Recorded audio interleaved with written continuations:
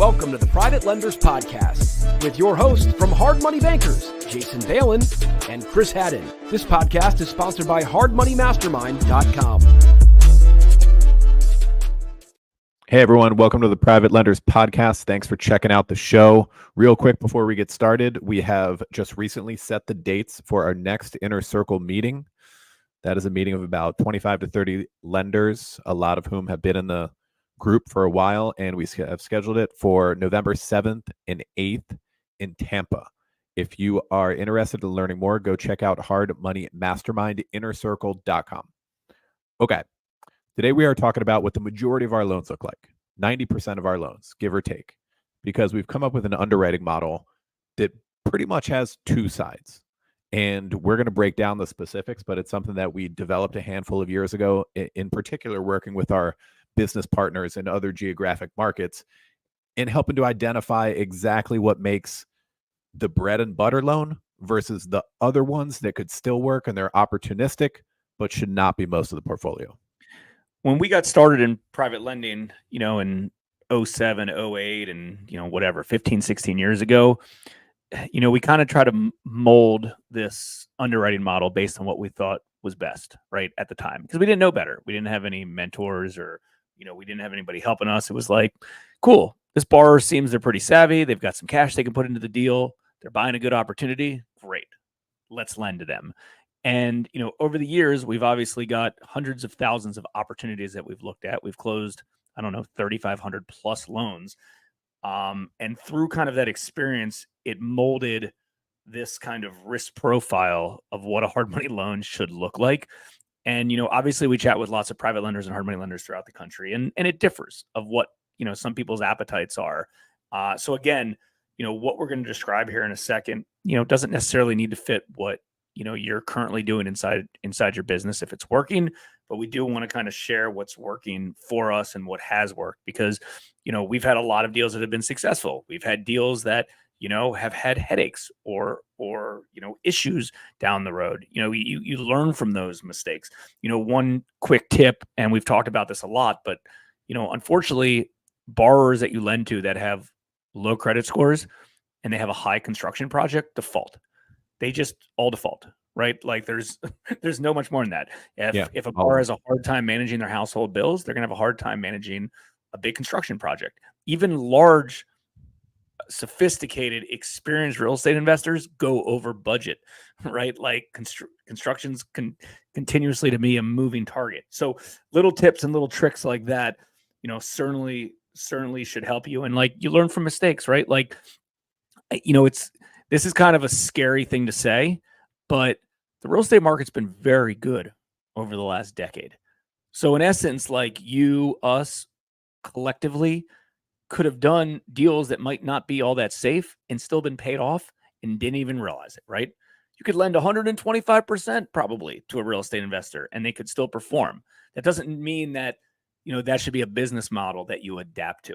So again, there's times that, really good deals default, and there's times that really bad deals perform.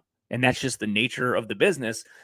The way we look at it, though, and the way that we've adapted is deals are always going to default, right? Good deals are always going to default. That doesn't mean frequently, but they will default at some point. Things happen. Borrowers die. They get sick.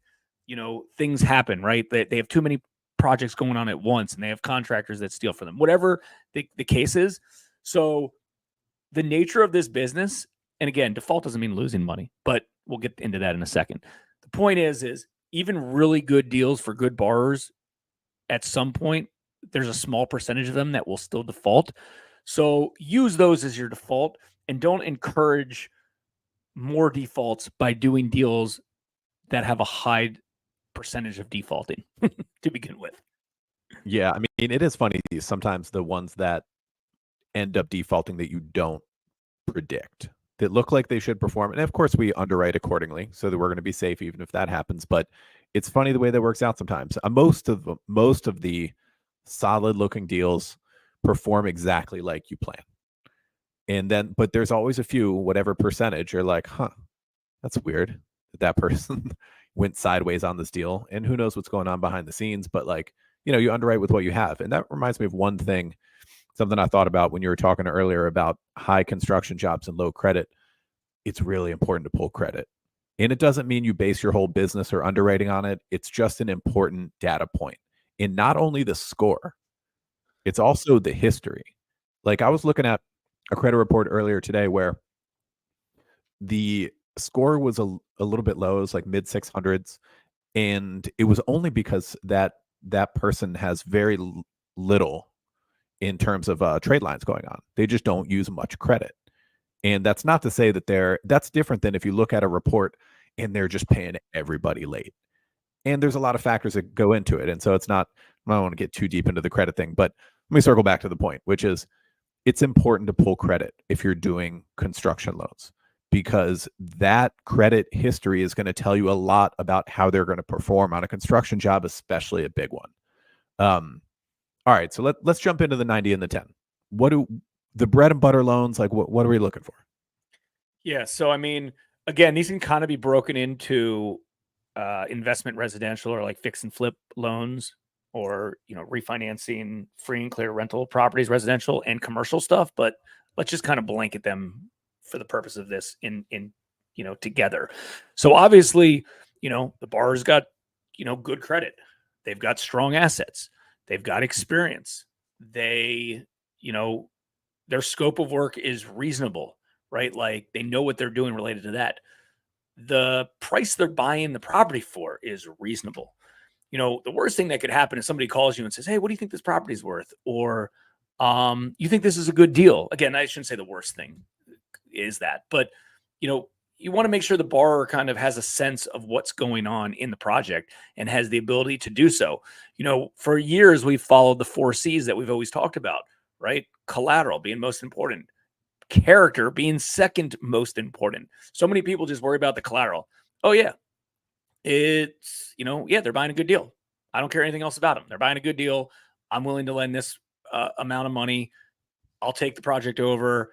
I'll foreclose on it if I have to. It's like, that doesn't work like that in reality. The collateral's the backstop, and that's great. But you also have to have a good character borrower that's going to perform, and then capacity, and then credit. All of those things are important.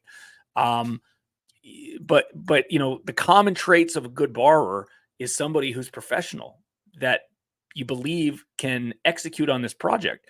And that doesn't necessarily mean, having a lot of experience is great, but that doesn't necessarily mean that that's the only factor. We've done great loans for first-time real estate investors that had, good corporate America jobs, or were successful in another business, or were just good, good people in general. Yes, they might have had to bring, more cash to the table, and maybe we're a little bit more conservative on our terms, or conservative on our LTV, but like they performed, right? And we're willing to, help them and do the loan on that. So I think just kind of in general, you want to make sure, borrowers have, they're good professionals and they can execute on the project. And like we talked about, strong assets, credit, potentially experience, the scope of work is reasonable.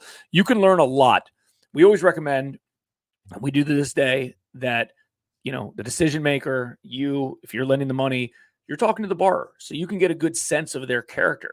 You can learn a lot by just asking a few simple questions, right? Related to, oh, hey, yeah, I've done a few deals in the past. I've used, whatever, this DSCR lender, blah, blah, blah. They make me put down 20, 25%. I'm comfortable with that. It's like, bang, they got cash. They got good credit. They got experience. So much about them really, really quickly. And that's the type of borrower that, ideally we're all trying to lend to.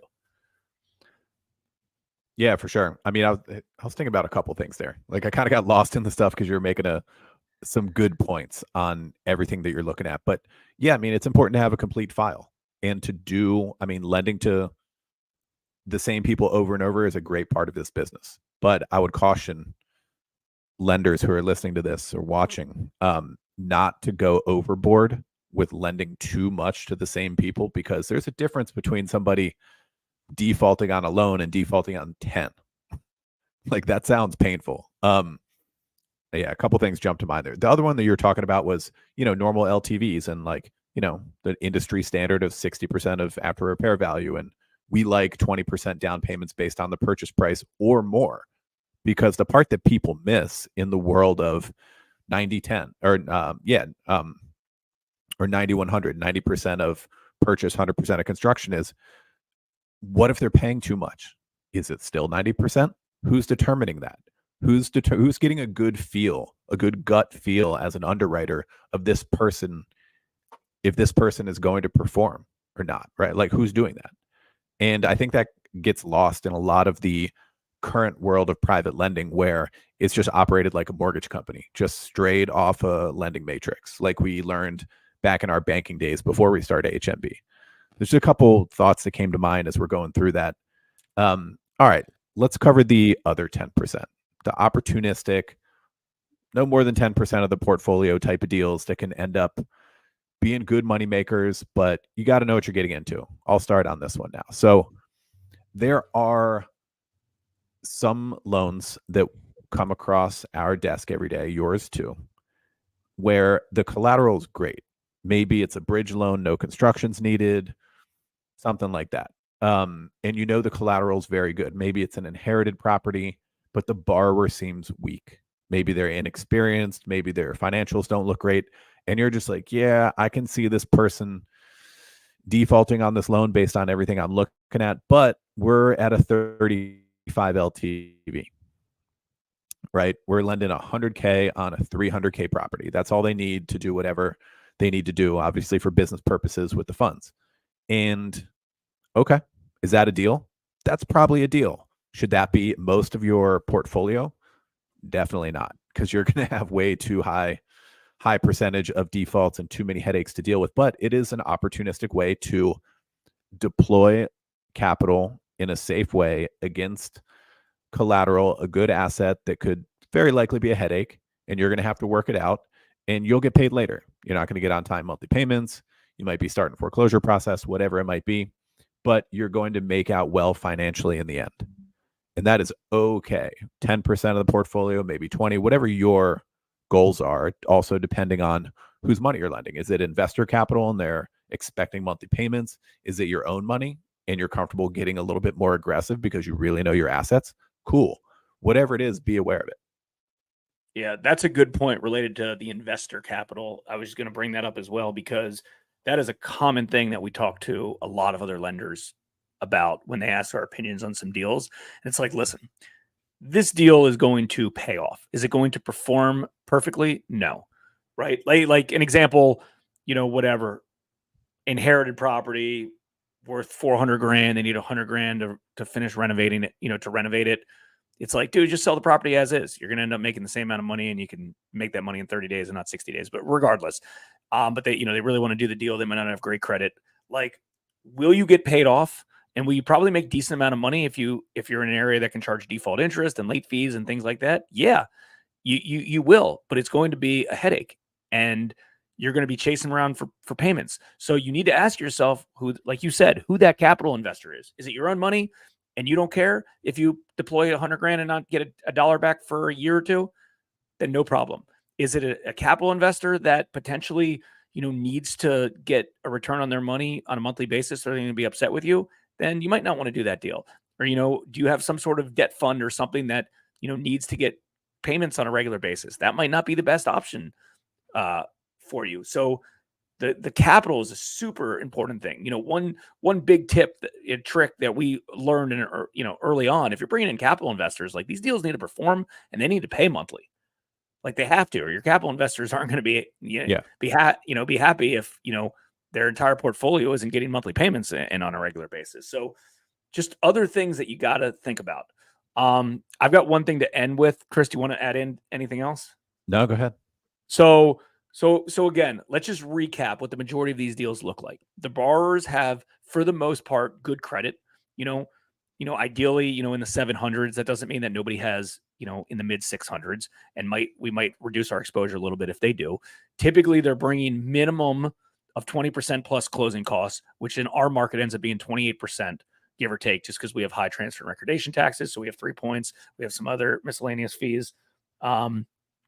plus high transfer recordation tax, title insurance, taxes, insurance, things like that. More commonly, though, the borrower is bringing 30% down plus closing costs. So we're 70% of day one, 70% of purchase price, 100% of construction. That's not to mean that we're not going up to 80%. We will, we will in the best case scenario, if they're buying a good deal and they're A plus, like we will go. I'm just in, portfolio average is they're bringing 30% plus closing costs. So 38, percent, give or take. So in essence, like for every $100,000 we lend, they're bringing 40 grand to the table. That's a very easy way to do it. Our average loan is about 200 grand. The borrower is bringing 75 to $80,000 cash to close. That's portfolio average. Take it for what it's worth. So that's what our average deal, looks like. Repayment 7 months. Have some experience. We've had a lot of success. We've shared this a lot recently. We've had a lot of success with like the B plus A minus borrowers. Instead of the A plus borrowers, like I don't want to compete with Kiavi. I don't want to compete with lending home one, all those other things. They're going to promise the world. And, it's just a race to the bottom. Like we're not selling a commodity here. That's not what we do. It's a completely different product.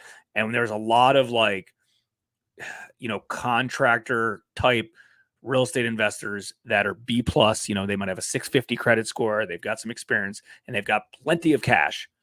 And, we do a good deal with them. They're not price sensitive. It's an easy transaction. They don't have to, if they go the banking route or the institutional route, they've got to deal with a lot of headaches. They don't have to deal with those headaches with us. So like, that's what a lot of our borrowers, are looking at these days. And on the stuff that we're doing commercial loans, max 50 LTV, mostly closer to 40 LTV, no ARV, no construction on commercial stuff, typically bridge loans up to like 50%. And the borrowers are bringing a lot of cash to the table. And, another tip, borrowers that bring a lot of cash to the table are typically pretty savvy, right? They've got experience, they've got good credit, they've got means to get out of deals. Just be very careful if you're only making your borrower bring 10, 15% into the deal. Like it's just, I hate to say it, but it's just not enough cash. It's not incentivized enough that if the deal falls apart, that they won't walk away from it. So, that's just, we've been there, done that. We've done loans for real estate investors where, we did a loan of 175 and they brought $150,000 to the table and they still walked away from the project because they went over budget. Contractor stole from them. They ended up, having permit issues and they couldn't get done what they ended up wanting to get done. And, they were like, I'm done with this thing. I'm not continuing to throw. They were going to lose money on the deal. And I was like, yeah, but if you walk away, you're going to lose your own cash as well. He's like, I don't want to throw good cash after bad cash anymore. Like we're walking away from the deal. So like shit still does happen. So you got to be careful. All right, everyone. Hope you got some value from that you can implement in your underwriting immediately. And real quick, I just want to say thanks for everyone who emails us and DMs and comments on socials. And thanks for the content that we have been a value add to your lending business. If you know anyone else who might be in that position too, and you want to send this podcast or the YouTube video over to them, that would be greatly appreciated. And we'll see you guys here next time on the Private Lenders Podcast. We hope you enjoyed this episode of the Private Lenders Podcast. Please note that the opinions stated by all the speakers on this show are only opinions and not intended for legal, financial, or accounting advice.